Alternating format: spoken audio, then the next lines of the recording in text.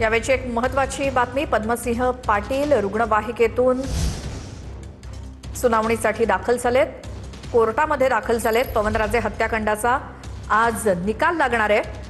ओमराजे निंबाळकर हे सुद्धा कोर्टामध्ये पोहोचलेले आहेत। तर पद्मसिंह पाटील यांना रुग्णवाहिकेतून कोर्टामध्ये आणण्यात आलंय। तब्बल 20 वर्षांनी पवनराजे हत्याकांडाचा निकाल लागणार आहे। काही दिवसांपूर्वी हा निकाल लागणार होता, मात्र ती सुनावणी पुढे गेली आणि आज आता या खटल्याचा निकाल लागणार आहे। ओमराजे निंबाळकर हे सुद्धा पोहोचलेले आहेत कोर्टाच्या आवारात। पद्मसिंह पाटील यांना देखील रुग्णवाहिकेतनं कोर्टामध्ये आणण्यात आलंय।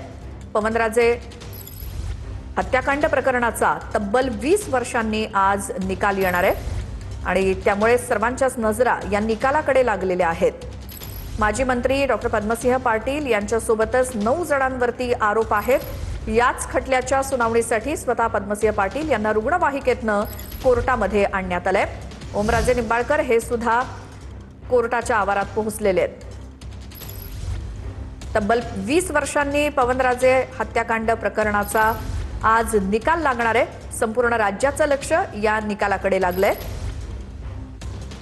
मात्र पद्मसिंह पाटील यांना या सुनावणीसाठी किंवा या निकालासाठी कोर्टामध्ये आणण्यात आलंय, थेट ॲम्ब्युलन्समधनं। हे दृश्य आपण बघतोय, ॲम्ब्युलन्समधनं पद्मसिंह पाटलांना कोर्टामध्ये आणण्यात आलंय। 2006 साली गाजलेल्या पवनराजे निंबाळकर आणि चालक समद काझी दुहेरी हत्याकांडाचा आज निकाल लागतोय।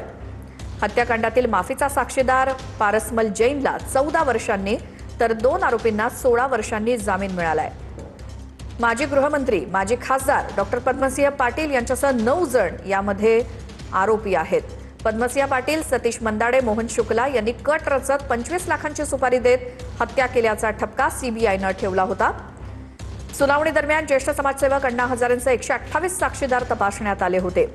तर हे पवनराजे निंबाळकर हत्याकांड ज्याचा निकाल आज लागतोय। मुंबईतील नगरसेवक, यूपीतील बसपा नेता, माजी उत्पादन शुल्क निरीक्षक असे 9 जण या हत्याकांडामध्ये संशयित आरोपी आहेत।